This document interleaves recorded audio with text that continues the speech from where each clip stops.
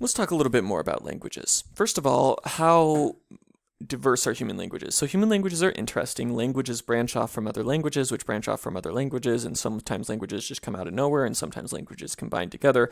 And so as a result, human language is incredibly diverse. It often maps onto culture in the sense that a shared language means a shared culture, but that's not always true. Spanish is spoken across the entire world by very diverse cultures.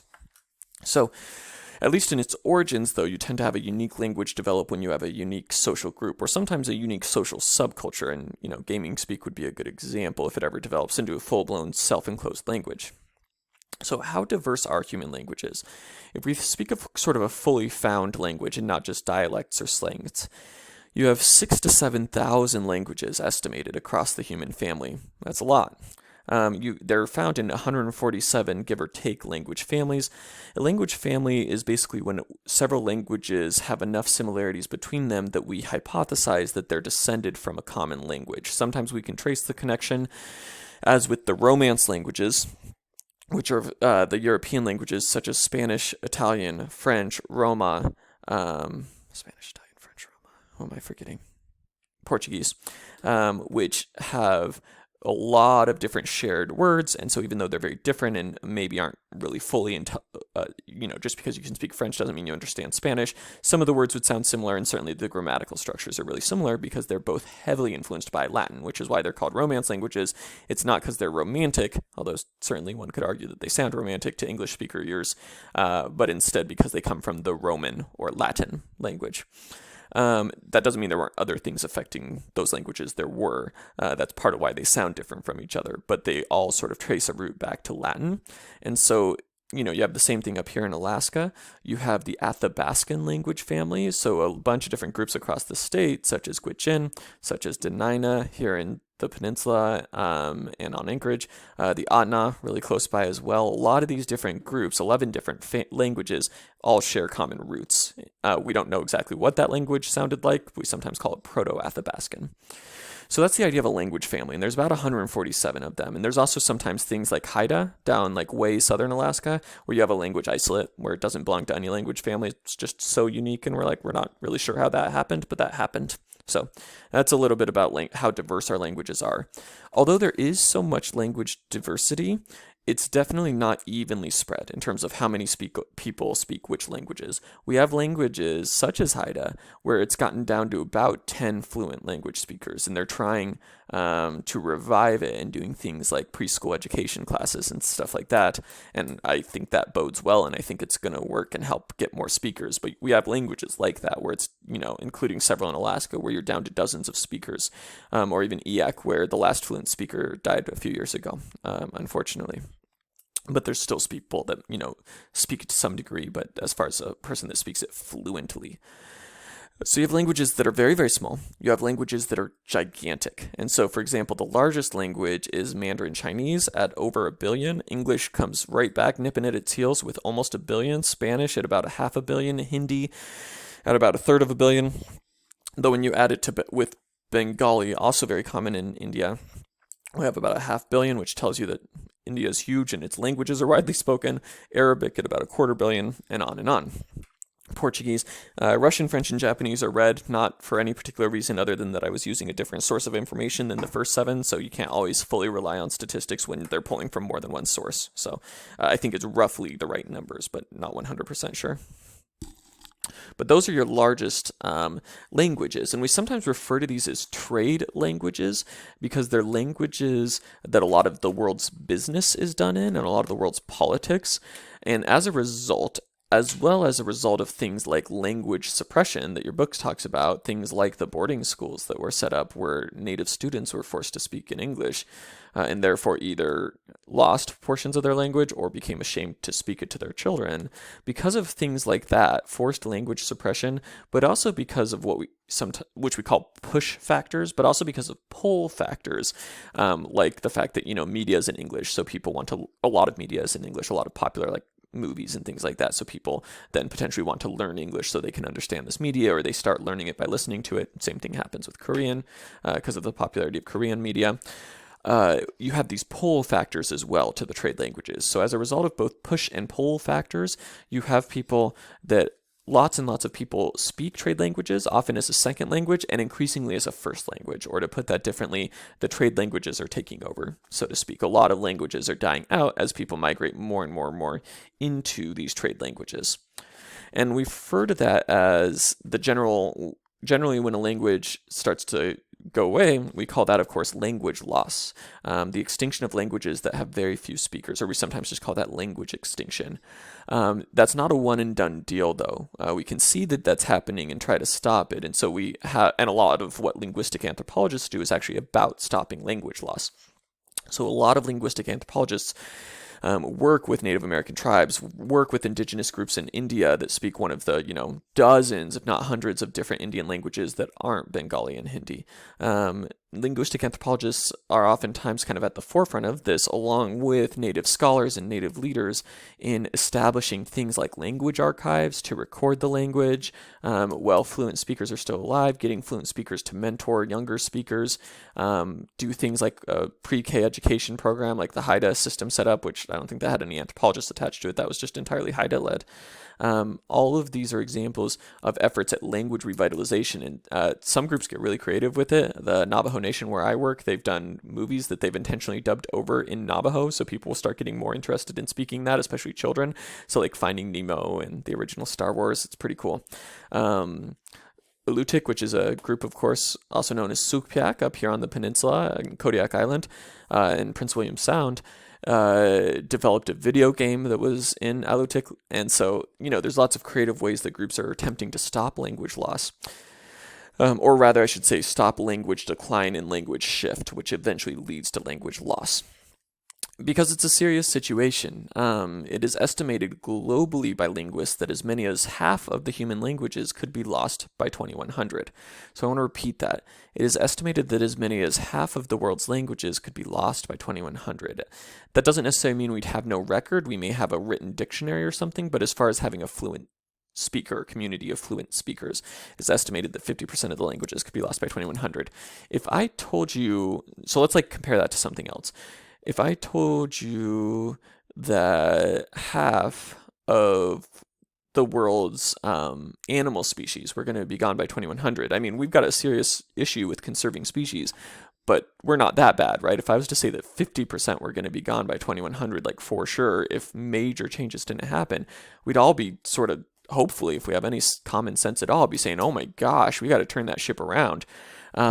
And yet languages are going extinct. Languages are endangered, and we often don't think about it. Now, you might ask yourself, does it matter if one language communicates information as well as another? Does it really matter if people are choosing to speak to other languages? That's their right and their prerogative to speak other language, and is it really worth, millions and millions of dollars, or at least, thousands of dollars, sort of different groups investing money and trying to preserve these languages, or is that something to just sort of keep, language teachers employed or something?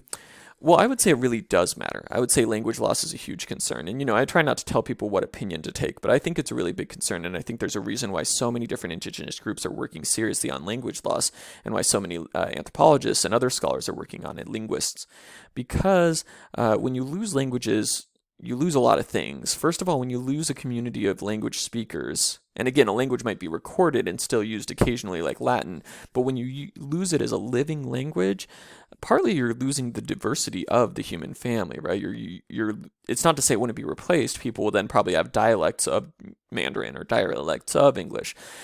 But when you lose a language, you've lost part of that sort of beautiful tapestry of human diversity. I know I'm sounding a little philosophical here, but I mean to. You're also losing sometimes ideas or ways of thinking that are encoded with culture. With language. So language, it reflects cultures in many, many different ways. It reflects the ideas of a specific culture. So as we keep a language alive, and when we speak in a language, we're reflecting the cultural values of that language and the cultural values of the community that have shaped that language over time. Some would even argue, and we'll kind of talk about the for or against of this, but some would even argue that language actually shapes our cultures, that it shapes how we think, that the language we speak shapes the kind of ideas that come into our brain. And so in that regard, one could argue that losing a language means we've lost certain ways of thinking. And that matters because I think, we face big problems in the 21st century. We face things like, a country that's very polarized on a lot of issues. We face things like, in some parts of the world, very serious foreign conflicts. We face things like, we're growing more food than we've ever grown, but we still have a bunch of hungry people. We face things like climate change. We got big stuff we got to solve as a human species. And I would argue, I think a lot of people would argue, that it helps to have as many ideas on the table as possible, at least as many good ideas on the table as possible. And so when we lose a way of thinking, one could argue that that's a loss for the human species because we're losing certain kind of pathways of creativity in facing our common problems. So let's talk a little bit about that then. Let's talk about the idea that culture can reflect and even shape our cultural ideas. Now, the reflect part, that's not controversial. Everybody agrees, I think, that studies language, that it reflects a culture. The fact that it shapes a culture, we're going to talk about, that's a little more controversial, but we're talking about kind of the evidence for it. So I'll share just a few different ways that language and cultural ideas or worldviews kind of go together. One of those is the concept of untranslatables. So untranslatables, that's a portmanteau, or that's a neologism on my part. That's a word I made up, but as far as I know. But what it refers to is the concept that your book also gets into, which is that some words cannot be translated. So we think of things like, language classes or things like Google Translate can sometimes give us the idea, or some even things like a dictionary can sometimes give us the idea that languages are one-to-one, that if a word exists in one culture, it exists in another culture, that, I say a word in English and, I want to say it in Denina or Spanish or Roma, and I can just find whatever word is equivalent to that in that language. But of course, if you've ever spent any time at all learning a second language, you know that that's not true. You know that there's words that one language has and another doesn't. So you might have to kind of say it in a really roundabout way in that other language. And that might matter sometimes in ways that maybe aren't terribly significant. So for example, English doesn't have an equivalent to ropa vieja, which is a type of food, I believe, from Cuba that I grew really fond of when I lived in near Miami, Florida. I think literally it translates into like old clothes, but it's actually a type of shredded beef and tomato sauce. So we don't really have a simple term for it in English. So you have things like that. But you also have, I think much more significantly, words that have profound meanings in different cultures, to that culture, to that worldview, to that religion.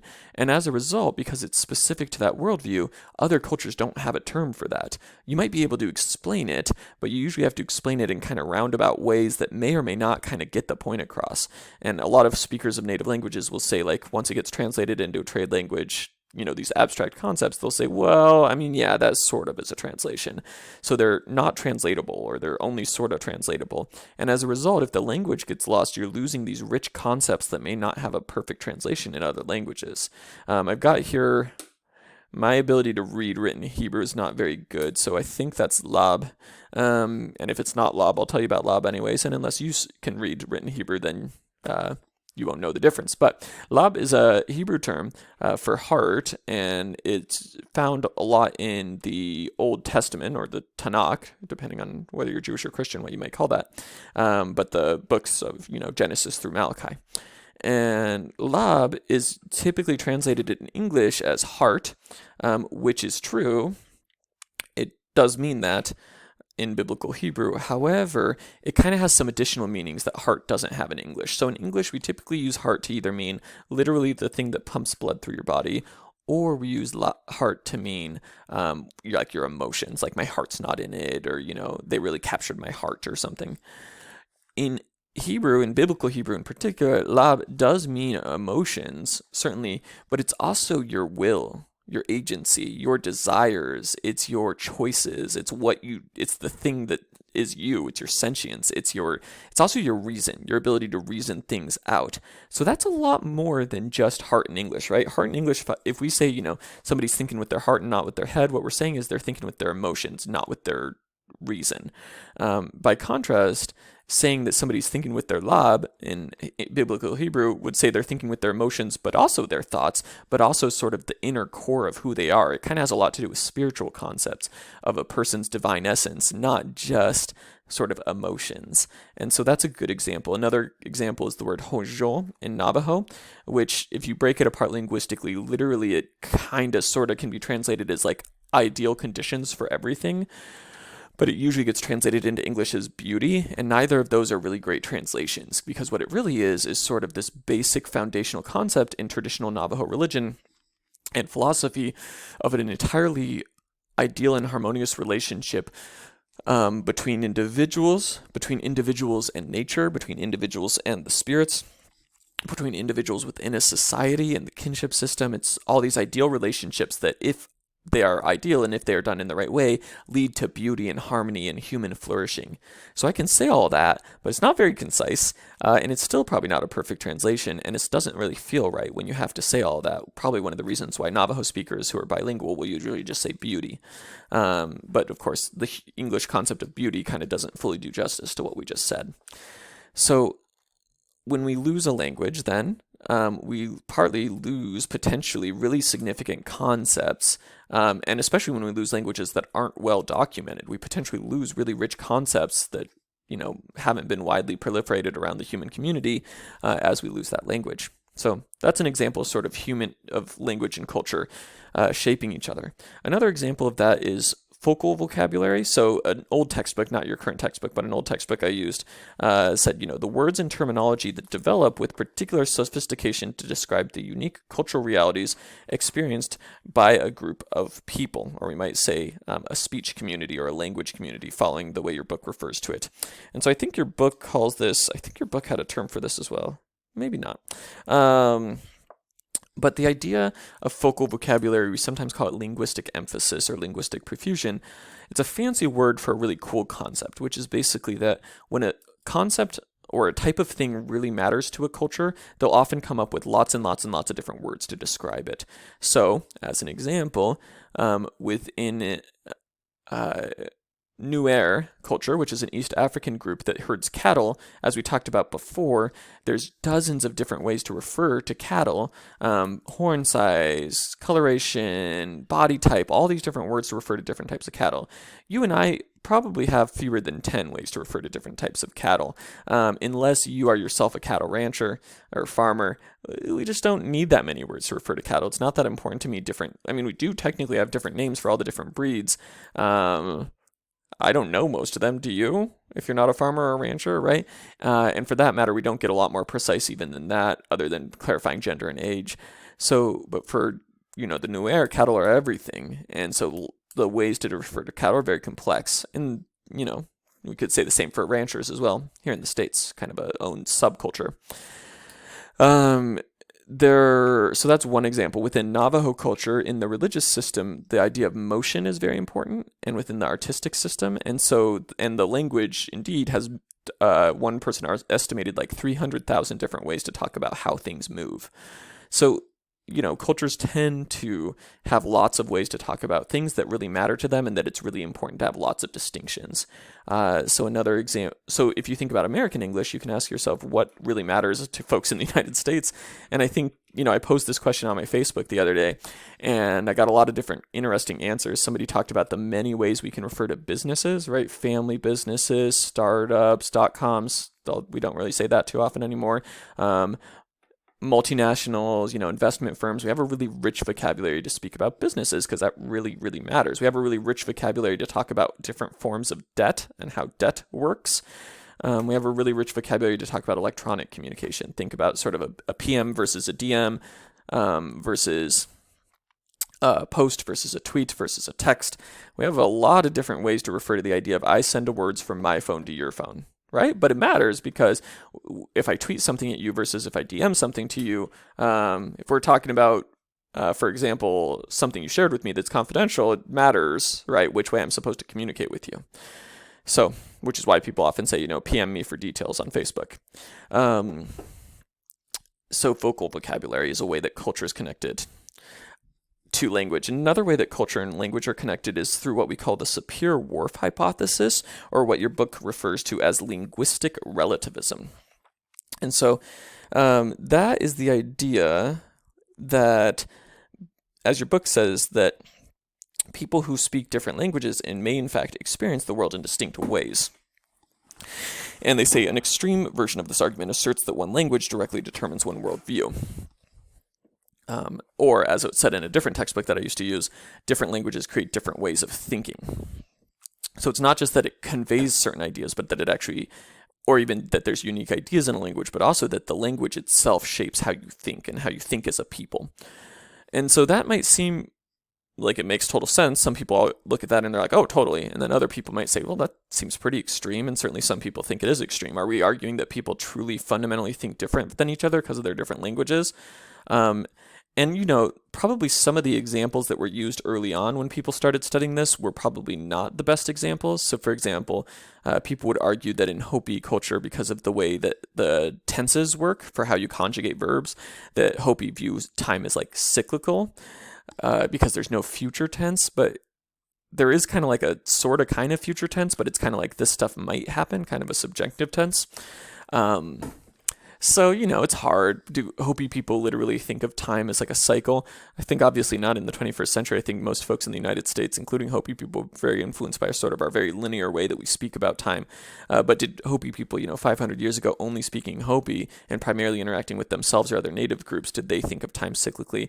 I think there's some evidence for that, but it's, there's also kind of the problem of chicken and the egg in the sense that, is it that the language made them think like that, or is it more that they think like that and then that is reflected in their language? So that's part of the problem with linguistic relativism, is they're connected, but we can't always prove which is shaping which. And maybe it doesn't matter, but it's an interesting question. I think it does matter, because I think when we think about the types of language we use to each other, we have to acknowledge that the types of language we use potentially shape the way we think. If we choose to refer to nature, for example, as living beings, or if we choose to refer to it as natural resources, that shapes potentially what we think should happen to our land. And so I think it matters, and I tend to believe in the SAPIR-WHORF hypothesis, but other people will kind of push back and say, well, you can't prove that the one's shaping the other. There is some evidence for that, though, the idea that language can influence people's thought patterns. I'll share just a few different studies that are kind of interesting. So I talked before, but I mentioned before sort of the U.S. idea of natural resources, which is definitely kind of correlated with a resource-oriented way of thinking about land and animals. But how about one where the language really looks like it is shaping the culture? So there was a study that was done, and they asked German and Spanish speakers to describe a key. Like, here's a key, and like describe what keys are like a key that you would use to get into your house or drive a car. And the German speakers used words like strong, firm, things of this nature, big, whereas the Spanish speakers used things like delicate, beautiful, stuff like that to describe the shapes of like what a key looks like, which is interesting because German and Spanish speaker keys are presumably not too different from each other. But what is different is that in German, key is, the word for key is male gendered, whereas in Spanish, it's female gendered. You refer to keys as las llaves, which is las. If you're not familiar with Spanish, that's like the feminine start to a word, or to a phrase. So it's gender. So keys are sort of treated as male in German and female in Spanish. And of course, if you ever learn a second language, we don't do this a ton in English, but if you learn a second language where they have gendered nouns, like Spanish and sometimes German, your teacher will usually clarify, well, it doesn't literally mean that the table is a woman. It doesn't literally mean that it's a male window or something. But this study actually shows that although that might not be what's intended when people say it, and when they consciously think about it, it seems to subconsciously influence people in the sense that they put traits that in those cultures are stereotypically female or male onto those respective nouns, at least in the case of keys, which is kind of cool and kind of interesting. They also did a study with Navajo-speaking kids where they... So in English, we oftentimes characterize nouns by their color, and in Navajo, it's common to like characterize objects by their shape. So kind of like the round object versus the straight object, if you're telling somebody to pass something across the table to you. And so they took, what was it, like a rope and a straight stick. it was basically like this. I'm probably misremembering the details slightly, but basically a yellow stick, a blue stick, and then a blue rope. And they asked Navajo kids who are primarily Navajo speakers, this was done several years ago, to group the objects into two groups. And they put the things that were the same shape together, the two sticks, rather than the rope and stick that are blue. Whereas Navajo kids, so same culture, but who were raised in homes where they spoke English, put the two things that were the same color together. They put the two blue things together. So they grouped, whether they grouped by shape or by color was a function of what culture, not what culture they were from even, but what language they spoke at home. So there's some good evidence that, at least in little ways, language shapes how we think. And if that's true on things like that, one wonders about, for example, the fact that different cultures have very different terminologies for different races. We've talked about this before, but Brazil, the United States, have very different terminologies by which they refer to different races, because of course, race is a social construction. Does that actually influence how we view people and kind of I would argue that Brazil has a much more nuanced way to speak about people's skin pigmentation, whereas English has a pretty simplistic way to speak about people's skin pigmentation. It's pretty common in the US nowadays for there to be sort of black, white, and then sort of brown as this category of like many, many different ethnic groups that get sort of lumped under that. I wonder if that actually influences American English speakers to distinguish very well between sometimes pretty striking differences between pigmentation between people that get sort of clumped into the same category. So, one could argue that language has pretty profound effects. Whether or not that's correct, whether or not the SAPIR-WHORF hypothesis is correct, I think it is. Language and how we understand the world, though, are clearly connected, as all of those examples showed. I want to talk about a final concept, which is about language being connected to culture, which is framing. You've probably heard the term framing here and there. It's not super widely used, but we hear it every once in a while, especially if you're sort of a political junkie like me that follows the news a lot. Framing is a term that we use both in linguistic anthropology and also just occasionally people use it, in everyday conversation to refer to the fact that often you have the same concept, but you can kind of speak in different ways about it to present kind of a different light on it or a different angle on it. So let me give you an example of what I mean. Let me give you an example of what I mean. The issue of whether or not abortion should be legal, which is, of course, a very contested topic within the United States. Whether or not abortion should be legal, surveys tell us that actually Americans have really complicated views on this topic, and most people can't sort of be easily pigeonholed as either one side or the other.